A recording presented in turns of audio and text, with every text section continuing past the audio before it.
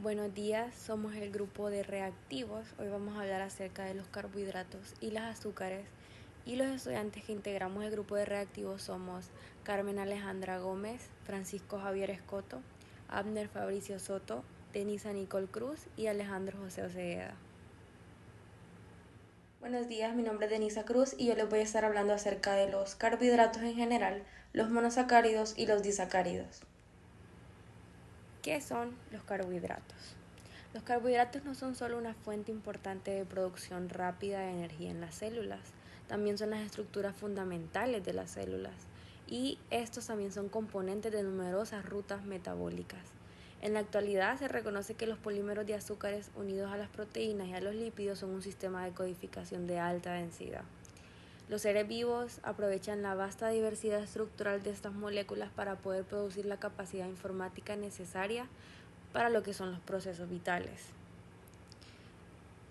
En esta exposición vamos a describir lo que es la estructura y la química de las moléculas de los carbohidratos típicos que están presentes en los seres vivos y se introduce la glucómica, la investigación del código de los azúcares también.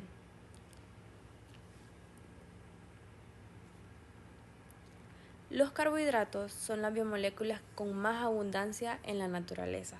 Son un vínculo directo entre la energía solar y la energía de los enlaces químicos de los seres vivos.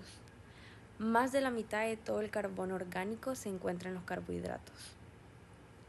Estos se forman durante la fotosíntesis. La fotosíntesis es el proceso bioquímico en el que se captura la energía luminosa y se utiliza para impulsar la biosíntesis de moléculas orgánicas con energía abundante a partir de lo que son las moléculas con poca energía. Esas son CO2 y H2O. La mayoría de los carbohidratos contienen carbono, hidrógeno y oxígeno en una proporción de CH2O y de aquí viene su nombre. Estos se han adaptado a una amplia diversidad de funciones biológicas como lo son las fuentes de energía, entre estos tenemos lo que es la glucosa, como son también los elementos estructurales, como tenemos la celulosa, la quitina en los vegetales y en los insectos respectivamente. Y también son precursores de la producción de otras biomoléculas.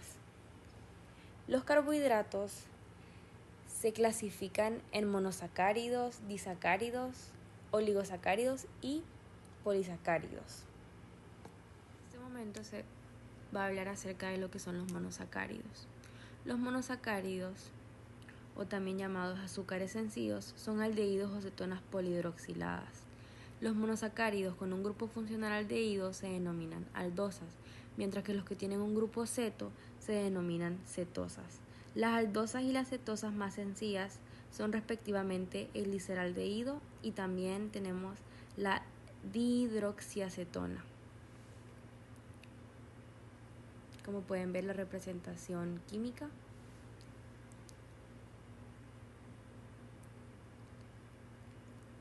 Las azúcares se clasifican también según el número de átomos de carbono que contienen. Por ejemplo, las azúcares más pequeñas, denominadas triosas, contienen 3 átomos de carbono. Las azúcares de 4, 5 y 6 átomos de carbono se llaman tetrosas, pentosas y hexosas respectivamente. Los monosacáridos más abundantes en las células son las pentosas y las hexosas.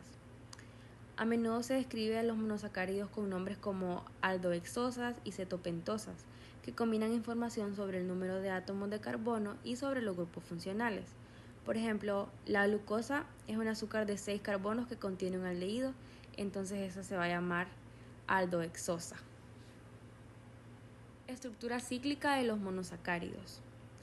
Las azúcares que contienen 4 o más carbonos se encuentran principalmente en formas cíclicas. La formación del anillo se produce en una solución acuosa debido a que los grupos aldehído y cetona reaccionan de forma reversible con los grupos hidroxilo presentes en el azúcar para formar lo que son los hemiacetales y los hemiacetales cíclicos. Los hemiacetales y los hemiacetales ordinarios, que se forman cuando las moléculas que contienen un grupo funcional aldehído o cetona reaccionan con un alcohol, estos vienen siendo inestables y van a revertir con facilidad sus formas aldehído o cetona.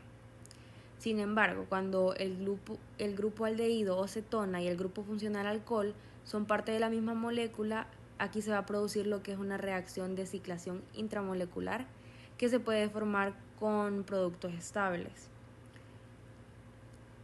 Los anillos cíclicos M-acetal y M-acetal más estables contienen 5 o 6 átomos. Al producirse la ciclación, el carbonilo se transforma en un nuevo centro quiral. Este carbono se va a denominar átomo de carbono anomérico. Los dos diastereoisómeros posibles que pueden formarse durante la reacción de ciclación se van a denominar anómeros. En las azúcares aldosas, el grupo hidroxilo del M-acetal recién formado se produce en el carbono 1, o sea, en el carbono anomérico. Como el carbono anomérico va a ser quiral, estos van a formar dos estereoisómeros de la aldosa, el alfa anómero o también el beta anómero.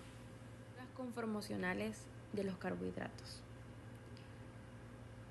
El análisis de los ángulos de los enlaces y los estudios con rayos X han demostrado que las fórmulas conformacionales son representaciones más exactas de lo que son las estructuras de los monosacáridos.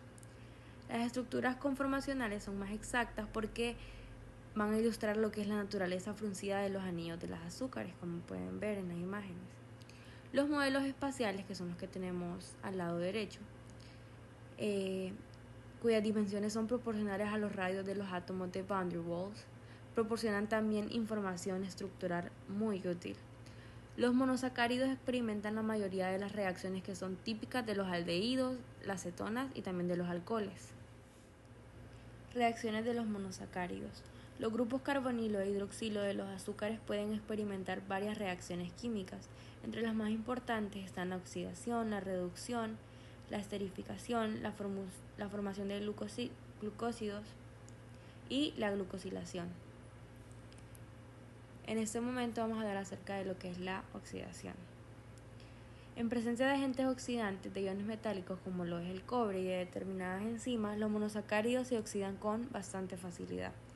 La oxidación de un grupo aldehído origina un ácido aldónico, mientras que la oxidación de un grupo terminal CH2OH, pero no al grupo aldehído, da lugar también a lo que es un ácido urónico. La oxidación del aldehído y del CH2OH produce un ácido aldárico. Los grupos carbonilo de los ácidos aldónicos y de los ácidos urónicos pueden reaccionar con un grupo OH de la misma molécula para formar un éster cíclico conocido como lactona. Como podemos ver, el ácido deglucónico, en la parte de arriba se ha resaltado lo que son los grupos recién oxidados. Bueno, todos esos cuadritos azules son los grupos que están recientemente oxidados en cada una de las reacciones. Las lactonas se encuentran en forma habitual en la naturaleza. Por ejemplo, el ácido L-absórbico, también conocido como vitamina C, es un derivado de la lactona del ácido D-glucurónico. Es sintetizado por todos los mamíferos, excepto por los cobayos, los simios, los murciélagos frugívoros y por supuesto los seres humanos. Estas especies deben obtenerlo de los alimentos y de aquí es donde viene el nombre vitamina C. El ácido absórbico es un potente reductor, es decir, protege a las células de las especies altamente reactivas de oxígeno y nitrógeno. Además, este es necesario para las reacciones de hidroxilación del oxígeno. Los azúcares que pueden ser oxidados por agentes oxidantes débiles, como el reactivo de Benedict, se denominan azúcares reductores. La reacción solo se produce con azúcares que pueden revertir la forma de cadena abierta. Todos los monosacáridos son azúcares reductores. Por lo tanto, entonces todas las aldosas son azúcares reducidos. Las cetosas, como lo que es la fructosa, son azúcares reducidos porque se convierten en aldosas por reacciones de isomerización. Como número 2 tenemos lo que es la reducción. La reducción de los grupos aldehídos y cetonas de los monosacáridos producen lo que son los alcoholes azúcares o los alditoles. Por ejemplo, la reducción de la D-glucosa proporciona D-glucitol, que también se conoce como D-sorbitol. Es el jarabe que vemos al lado derecho. Por ejemplo, el sorbitol mejora el periodo de conservación de los dulces porque ayuda a evitar la pérdida de humedad. La adición de jarabe de sorbitol a las frutas edulcoradas de forma artificial envasadas en latas reduce el regusto desagradable del edulcorante artificial sacarina. Una vez que se consume, el sorbitol se convierte en fructosa en el hígado. Número 3 tenemos la isomerización. Los monosacáridos experimentan varios tipos de isomerizaciones. Por ejemplo, tras varias horas, una solución alcalina de D-glucosa también va a contener lo que es D-manosa y D-fructosa. Ambas isomerizaciones implican un desplazamiento intramolecular de un átomo de hidrógeno y una nueva ubicación de un doble enlace. El intermediario que se va a formar aquí es el intermediario enodiol. La transformación reversible de la glucosa en fructosa es un ejemplo de lo que es la interconversión aldosa-cetosa. La conversión de glucosa en manosa se denomina epimerización, debido a que cambia la configuración de un solo carbono asimétrico. En el metabolismo de los carbohidratos tienen lugar varias reacciones catalizadas por enzimas que implican enodioles. Como número 4 tenemos lo que es la formación de glucósidos. Los hemiacetales y hemicetales reaccionan con los alcoholes para formar el correspondiente acetal o cetal. Cuando la forma cíclica hemiacetal o hemicetal del monosacárido reacciona con un alcohol, el nuevo enlace se va a denominar enlace glucosídico y el compuesto se va a llamar glucósido. El nombre del glucósido especifica el nombre del azúcar. Por ejemplo, los acetales de la glucosa y los acetales de la fructosa se denominan glucósido y fructósido. Además, los glucósidos derivados de los azúcares con anillos de 5 miembros se denominan furanósidos. Los derivados de azúcares con anillos de 6 integrantes se denominan piranósidos. Si se forma un enlace acetal entre el grupo hidroxilo hemiacetal de un monosacárido y el grupo hidroxilo de otro monosacárido, el glucósido que se forma se va a denominar disacárido. Una molécula que contiene un gran número de monosacáridos unidos por enlaces glucosídicos se va a denominar polisacárido. Entre los monosacáridos más importantes de los seres vivos se encuentran lo que es la glucosa, la fructosa y la galactosa. La D-glucosa, que al principio se denominó dextrosa, se encuentra en cantidades importantes en todo el mundo vivo. Este es el principal combustible de las células. En los animales, la glucosa es la fuente de energía preferida de las células cerebrales y de las células que tienen pocas mitocondrias o que carecen de ellas, como los eritrocitos. Las células que tienen un aporte limitado de oxígeno, como son el globo ocular, utilizan también grandes cantidades de glucosa para generar energía.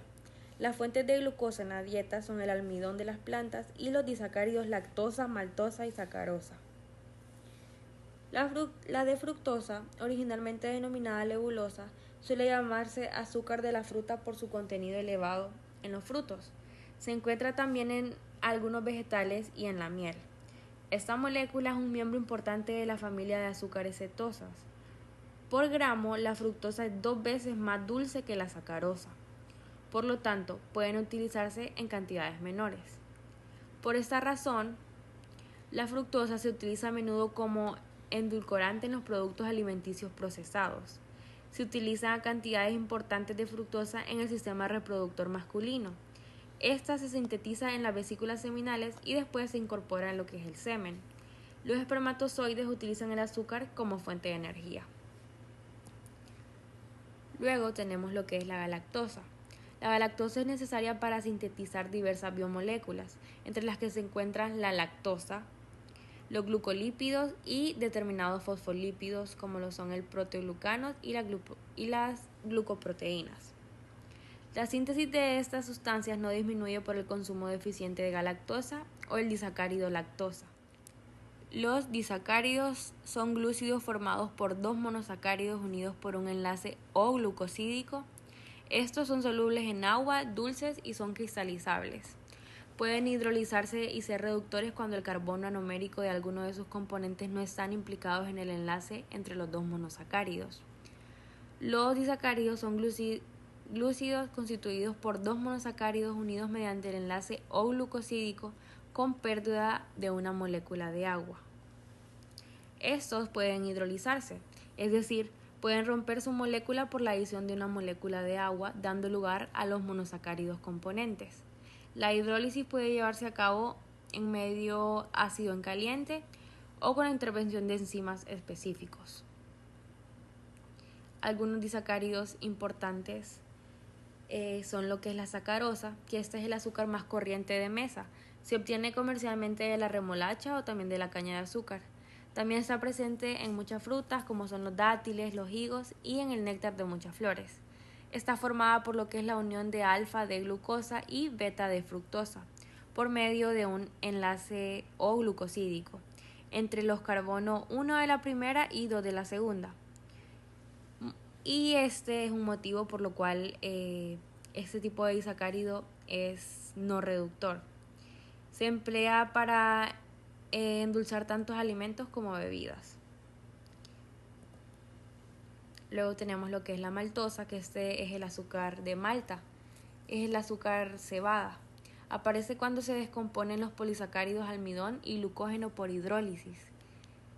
Está formada por la unión de dos moléculas de alfa de glucosa por medio de un enlace O-glucosídico entre los carbonos 1 de la primera y 4 de la segunda. Al quedar libre el carbono 1 de la segunda molécula de glucosa posee carácter reductor. Luego tenemos lo que es la lactosa, que este es el azúcar de leche de los mamíferos. Está formada por un beta de galactosa y 4 de glucosa, que conserva libre el carbono anomérico, por lo que también presenta un poder. Buenos días, compañeros y doctora Núñez. Mi nombre es Alejandro Cegueda y voy a continuar con esta exposición hablándoles sobre los polisacáridos. Las moléculas de polisacáridos se utilizan como formas de almacenamiento de energía o como materiales estructurales. Están formados por un gran número de unidades de monosacáridos unidos por enlaces glucosídicos. La mayoría de los polisacáridos comunes son moléculas grandes que contienen desde cientos hasta miles de unidades de azúcar. Estas moléculas pueden tener una estructura lineal como la de la celulosa o la amilosa, o pueden tener formas ramificadas como las que se encuentran en el glucógeno y la amilopectina. A diferencia de los ácidos nucleicos y las proteínas, que tienen pesos moleculares específicos, los pesos moleculares de muchos polisacáridos no tienen valores fijos. El tamaño de estas moléculas es un reflejo del estado metabólico de la célula que las produce. Por ejemplo, cuando las concentraciones de glucosa en sangre son elevadas, por ejemplo después de una comida, el hígado sintetiza glucógeno. Las moléculas de glucógeno en un animal bien alimentado pueden tener pesos moleculares de hasta 2 por 10 a la 7 en densidad. Cuando la concentración de azúcar en sangre cae, las enzimas del hígado empiezan a degradar las moléculas de glucógeno, liberando la glucosa al torrente sanguíneo. Si el animal sigue ayunando, el proceso continúa hasta que las reservas de glucógeno están casi agotadas. Los polisacáridos pueden dividirse en dos clases, en homopolisacáridos y en heteropolisacáridos. Los homopolisacáridos se encuentran en abundancia en la naturaleza. Son el almidón, el glucógeno, la celulosa y la quitina. El almidón, el glucógeno y la celulosa, cuando se hidrolizan, dan todos de glucosa. El almidón y el glucógeno son moléculas de almacenamiento de glucosa de las plantas y los animales, respectivamente. La celulosa es el componente estructural principal de las células vegetales. La quitina, el componente estructural principal de los exoesqueletos de los artrópodos. El almidón, la reserva energética de las células, es una fuente significativa de hidratos de carbono en la alimentación humana. La mayor parte del valor nutritivo de los principales alimentos mundiales, por ejemplo patatas, arroz, maíz, trigo, proceden del almidón. En el almidón se encuentran juntos dos polisacáridos, la amilosa y la amilopectina. La amilosa está formada por cadenas largas, sin ramificar, de residuos de glucosa que están unidos por enlaces glucosídicos. Varios polisacáridos, incluyendo ambos tipos de almidón, poseen un extremo reductor en el que el anillo puede abrirse para formar un grupo aldehído libre con propiedades reductoras. La otra forma del almidón, la amilopectina, es un polímero ramificado que contiene ambos enlaces glucosídicos alfa 1,4 y alfa 1,6. La digestión del almidón comienza en la boca, donde la enzima salival alfa-amilasa inicia la hidrólisis de los enlaces glucosídicos. La digestión continúa en el intestino delgado, donde la alfa-amilasa pancreática hidroliza al azar todos los enlaces glucosídicos alfa 1,4, excepto aquellos cercanos a los puntos de ramificación. El glucógeno es el hidrato de carbono de almacenamiento de energía de los vertebrados. Se encuentra abundantemente en las células hepáticas y musculares. El glucógeno puede constituir hasta del 8 al 10% del peso seco de las células hepáticas y del 2 al 3% de las células musculares. El glucógeno tiene una estructura semejante a la de la amilopectina, excepto que tiene más puntos de ramificación, posiblemente cada 4 residuos de glucosa en el centro de la molécula. En las regiones más externas de las moléculas de glucosa, los puntos de ramificación no están tan cercanos. Debido a que la molécula es más compacta que otros polisacáridos, ocupa poco espacio, una característica importante en los cuerpos animales que se mueven. Los muchos extremos reductores de las moléculas de glucógeno permiten que la glucosa almacenada se movilice rápidamente cuando el animal demanda mucha energía. Y como segunda división de los polisacáridos tenemos los heteropolisacáridos. Estos son polímeros de hidratos de carbono de peso molecular elevado que contienen más de una clase de monosacáridos.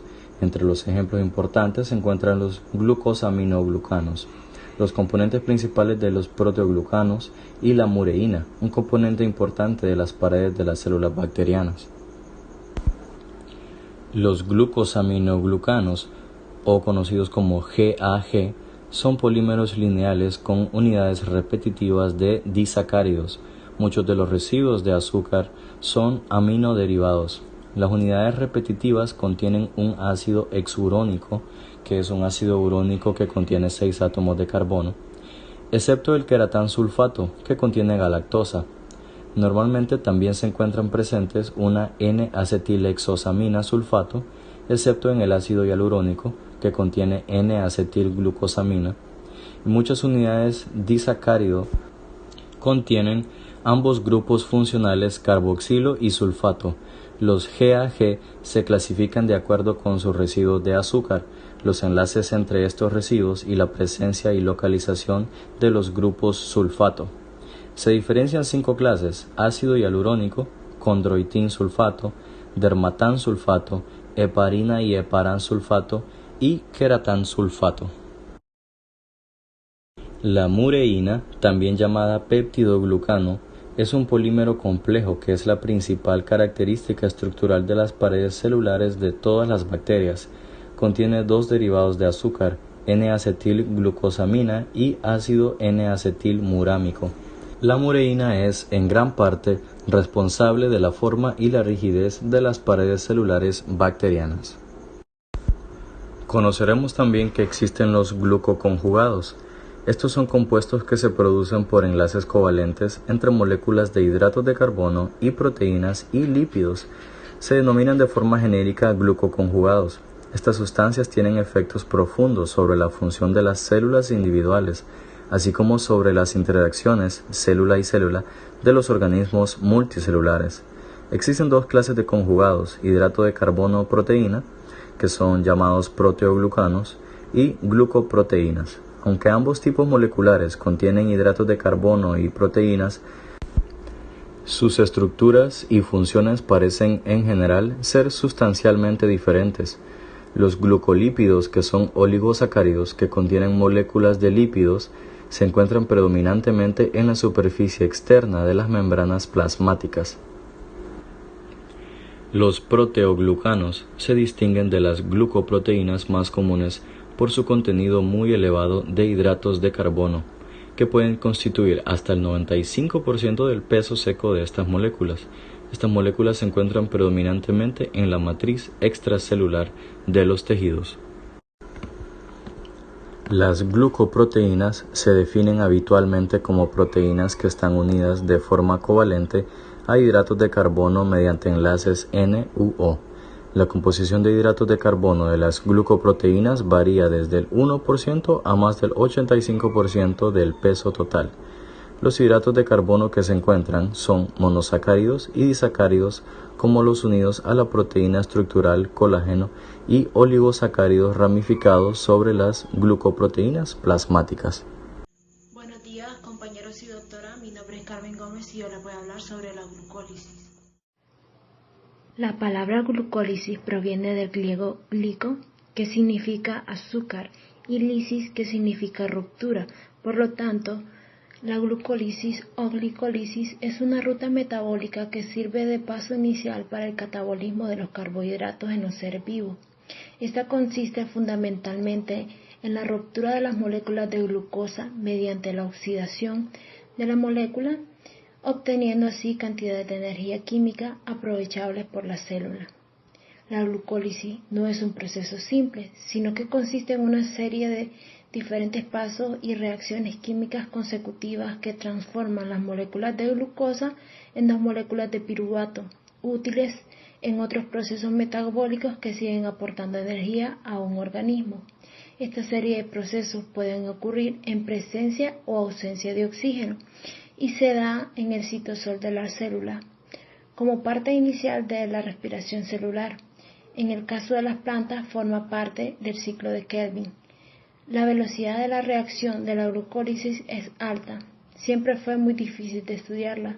Fue descubierta formalmente en 1940 por Otto Meyerhof y otros tantos años después por Louis Leur, aunque todo ello gracias a los trabajos previos que se hicieron a las finales del siglo XIX. Durante la glucólisis, la molécula de glucosa de 6 átomos de carbono se divide en dos moléculas de un compuesto tricarbonatado llamado ácido pirúvico o piruvato. La glucólisis consta de 9 pasos o reacciones, cada una de estas reacciones catalizada por una enzima específica. Comencemos por una visión general de la glucólisis. Los primeros pasos de la glucólisis requieren energía. En los pasos 1 y 3 se generan enlaces de alta gama de energía por transferencia de un grupo fosfato desde una molécula de ATP a una molécula de azúcar. A partir del paso 4, las reacciones liberan energía. En el paso 5 se reducen dos moléculas de NAD+ a NADH más un protón, almacenándose a partir de la energía producida por la oxidación de un gliceraldehído 3-fosfato. En los pasos 6 y 9, las moléculas de ADP toman energía del sistema fosforilándose a ATP. Comencemos entonces con el paso 1. El grupo fosfato terminal se transfiere de una molécula de ATP al carbono en la posición 6 de la molécula de glucosa, formándose la glucosa 6-fosfato. Parte de la energía libre, originalmente almacenada en el ATP, se conserva en el enlace químico de alta energía que une al fosfato con la molécula de glucosa, que entonces activa esta reacción canalizada por la enzima hexoquinasa, también llamada glucoquinasa si nos encontramos en el hígado. En el paso 2, en la glucosa 6-fosfato se reorganiza por la acción de la enzima glucosa 6-fosfato isomerasa, también conocida como fósforo hexoisomerasa. El anillo hexagonal característico de la glucosa se transforma en el anillo pentagonal de la fructosa, obteniendo fructosa 6-fosfato. Como se sabe que la glucosa y la fructosa tienen el mismo número de átomos, solo se diferencia por la disposición de sus átomos. Esta reacción puede ocurrir casi con igual probabilidad en cualquier dirección. Sin embargo, es impulsada hacia adelante por la acumulación de glucosa 6-fosfato y la eliminación de fructosa 6-fosfato a medida esta ingresa en el paso 3. Veamos el paso 3. En este paso, que es semejante al primero, la fructosa 6-fosfato gana un segundo fosfato que proviene de otro ATP. El fosfato añadido se une al primer carbono produciendo 1,6-difosfato, o sea, fructosa con fosfato en las posiciones 1,6. hay que notar en el curso de las reacciones que hemos visto hasta aquí, 2 moléculas de ATP se han convertido en ADP. Las reacciones se han utilizado en generar un compuesto que será rápidamente degradado en las etapas posteriores. La enzima que cataliza este paso, la fosfofructoquinasa, una enzima alostérica, y el ATP es un efector que inhibe su actividad. La interacción es el principal mecanismo regulador de la glucólisis. Si la concentración de ATP en la célula es alta, o sea, si está presente en la cantidad más de las adecuada a satisfacer los distintos requerimientos de la célula, el ATP inhibirá la actividad de la fosfofructoquinasa, la glucólisis, y de esta forma la producción de ATP cesa y la glucosa se conserva, es decir, no se degrada a medida que la célula consume su reserva de ATP. La concentración cae y cesa la inhibición de la enzima y continúa la degradación de la glucosa. Este es uno de los principales puntos de control de la producción de ATP. En el paso 4, la molécula de fructosa 1,6 y el fosfato de 6 carbonos es extendida por la enzima aldolasa en 2 moléculas de 3 carbonos, la hidroxiacetona fosfato y el gliceraldehído 3-fosfato. Las 2 moléculas son interconvertibles por esta enzima con la actividad de isomerasa. Sin embargo, dado a que el gliceraldehído fosfato se consume en las reacciones subsiguientes, toda la dihidroxiacetona fosfato finalmente se convierte en el gliceraldehído fosfato. Así, los productos de todos los pasos subsiguientes deben contarse 2 veces, es decir, multiplicarse por 2 para dar cuenta del destino de la molécula de glucosa al completarse el paso 4. Completado las reacciones preparatorias en el paso 5, las moléculas de gliceraldehído 3-fosfato se oxidan a 1,3-bifosfato-glicerato por acción de la enzima gliceraldehído 3-fosfato deshidrogenasa, también conocida como triosa fosfato deshidrogenasa. O sea que estas moléculas pierden los átomos de hidrógeno con sus electrones y el NAD+ se reduce a NADH más un protón. Un total de 2 moléculas de NADH y 2 iones de hidrógeno por molécula de glucosa. Este es el primer paso en el cual la célula obtiene energía. Parte de la energía de esta reacción de oxidación se almacena formando un enlace fosfato de alta energía, en lo que ahora está en la posición 1 de la molécula de gliceraldehído fosfato. Las propiedades de este enlace son similares a los de los enlaces de los fosfatos en el ATP.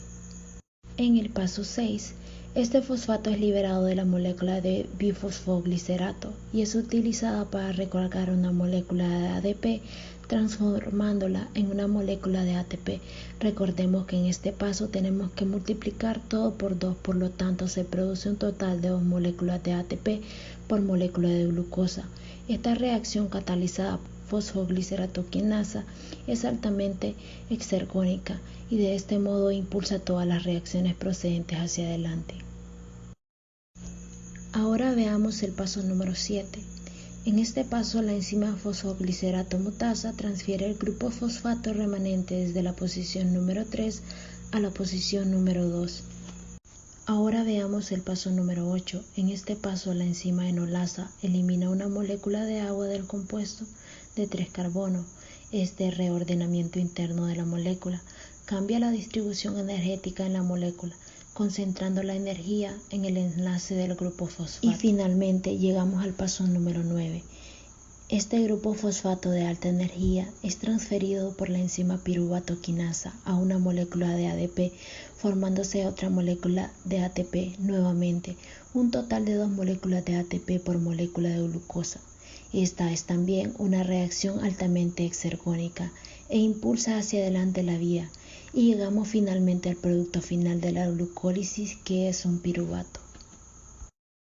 En resumen de todos los pasos de la glucólisis. En el primer paso, el grupo fosfato terminal se transfiere desde el ATP del carbono en la posición 6 de la glucosa y se transforma en glucosa 6-fosfato. En el paso 2, la molécula se reorganiza, la glucosa se transforma en fructosa. En el paso 3, la fructosa 6-fosfato gana un segundo fosfato que proviene del ATP. Se produce la fructosa 1,6-bifosfato. En el paso 4, El azúcar de 6 carbonos se incide en 2 moléculas de 3 carbonos. En el paso 6, el fosfato se libera de la molécula de difosfoglicerato y reacciona con la molécula de ADP y se forma ATP. En el paso 7, el grupo fosfato remanente se transfiere a la posición 3 a la posición 2. En el paso 8 se elimina una molécula de agua del compuesto de 3 carbonos. Finalmente, en el paso 9, el fosfato se transfiere a una molécula de ADP y se forma otra molécula de ATP. Toda esta parte, desde el paso 5 al paso 9, constituye la etapa 3 de la glucólisis, que consta de 5 reacciones, en donde se produce una ganancia de obtención de ATP. Una vez que llegamos al final del proceso de la glucólisis, el ácido pirúvico puede llegar a tomar una de las dos vías, una vía aeróbica con oxígeno y la otra anaeróbica sin oxígeno. Buenos días, doctora, compañeros. Mi nombre es Francisco Scott y a mí me toca hablarles sobre lo que es la glucogénesis. ¿Qué es la glucogénesis? Vamos a definirlo básicamente en palabras. La glucogénesis no es otra cosa que la producción de glucosa o la producción de azúcar. Se dice que la síntesis de glucógeno se produce tras una comida, tras ingerir alimentos, cuando la concentración sanguínea de la glucosa es elevada. ¿Okay? Desde hace mucho tiempo nosotros sabemos que rápidamente, tras el consumo de una comida con hidratos de carbono, se produce glucogénesis hepática. ¿Okay? ¿Qué sucede con esto? Que nosotros, tras ingerir nuestros alimentos, en el momento que ingerimos nuestros alimentos, empieza este proceso de lo que es la producción de la glucosa, en este caso de la glucogénesis. También se decía desde hace mucho tiempo, se suponía básicamente, que la glucosa sanguínea era el único percutor directo de este proceso. Pero con el pasar del tiempo, nos damos cuenta que con ingerir los alimentos, este proceso comienza a elaborarse o comienza a darse.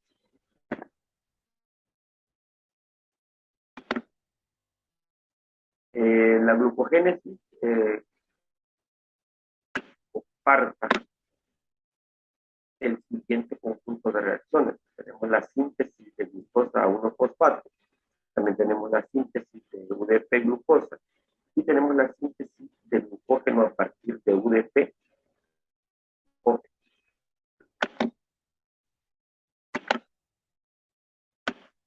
Bien, le voy a hablar un poquito también acerca de lo que es la regulación del metabolismo del glucógeno. Como ya hablamos anteriormente, la glucogénesis es la producción de glucosa, básicamente de azúcar, en este caso, y la regulación del metabolismo del glucógeno. El metabolismo del glucógeno está regulado de forma cuidadosa para evitar el derroche de energía. ¿Qué significa esto? Que hay una regulación que existe para que nuestro cuerpo no agarre toda esa energía y la gaste o la derroche básicamente. Es que tanto la síntesis como la degradación están controladas mediante mecanismos complejos con participación de la insulina. Este tipo de regulación se ve involucrada lo que es la insulina, también el glucagón, que es lo inverso a lo que nosotros hacemos con insulina, la producción. El glucagón sería el inverso de la insulina, básicamente. Y la adrenalina. Estas hormonas inician un proceso que controlan varios conjuntos de enzimas. ¿Qué sucede? Lo que sucede en este caso es que este conjunto de hormonas se encargan de que el metabolismo haga un gasto excesivo de lo que es la glucosa o de lo que es la energía, básicamente, que ya está producida. ¿Sí? Entonces, básicamente, esta era una pequeña, pues, de lo que te tocaba decir a mí, y ahora lo dejo con mi compañero.